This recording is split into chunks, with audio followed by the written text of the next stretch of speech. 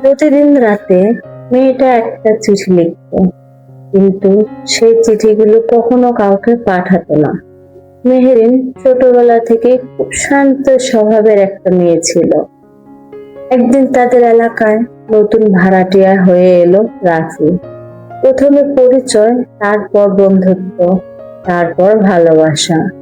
ধীরে ধীরে দুজনের পৃথিবী এক হয়ে গেল।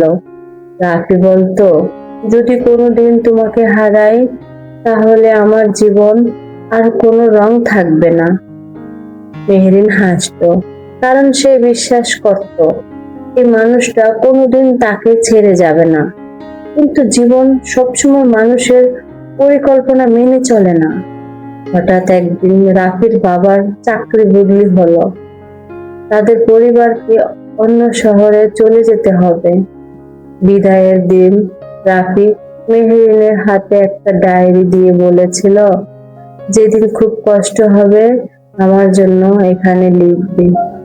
মেহরিন ডায়েরিটা বুকে জড়িয়ে ধরেছিল। তারপর রাফি চলে গেল। প্রথম কয়েক মাস নিয়মিত কথা হতো, তারপর ধীরে ধীরে যোগাযোগ কমে গেল। পড়াশোনা, সংসারের দায়িত্ব, জীবনের ব্যস্ততা সবকিছু তাদের দূরে সরিয়ে দিল। কিন্তু মেহেরিন একটা কাজ নিয়মিত করত। প্রতিদিন রাতে ডায়েরির একটা পাতায় লিখত, আজ তোমাকে খুব মনে পড়ছে। কখনো লিখত, আজ বৃষ্টি হয়েছে, তোমার কথা খুব মনে পড়েছে। কখনো লিখত, আজ খুব কাঁদলাম তোমার জন্য। এভাবে বছরের পর বছর কেটে গেল। ডায়েরির পাতা ভরে গেল, কিন্তু চিঠিগুলো কখনো পাঠানো হলো না। একদিন হঠাৎ খবর পেল রাফি বিদেশে চলে গেছে, আর কয়েক মাস পর তার বিয়ে। খবরটা শুনে মেহেরিন অনেকক্ষণ চুপ ছিল। তারপর আলমারির ভেতর থেকে সেই পুরনো ডায়েরিটা বের করলো। পাতাগুলো হলুদ হয়ে গেছে, কিন্তু প্রতিটি পাতায় এখনো ভালোবাসা শুকিয়ে যায়নি।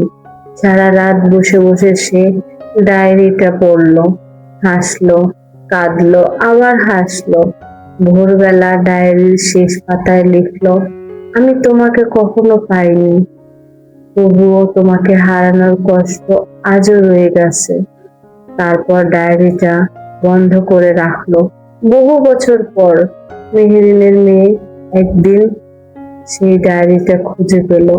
মেয়েটা পড়তে পড়তে কেঁদে ফেললো। সে মাকে জিজ্ঞেস করলো, মা, তুমি কি তাকে খুব ভালোবাসতে?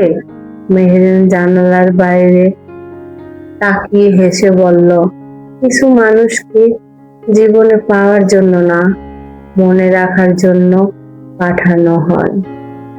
বাইরে তখন বৃষ্টি পড়ছিল, আর বহু বছর আগের একটা অসমাপ্ত ভালোবাসা নীরবে আবার জীবন্ত হয়ে উঠছিল। সব ভালোবাসার শেষ বিয়ে হয় না, কিছু ভালোবাসা চিঠির পাতায়, স্মৃতির ভেতরে আর চোখের পানিতে বেঁচে। সাবস্ক্রাইব করে পাশে থাকুন। পরের গল্প নিয়ে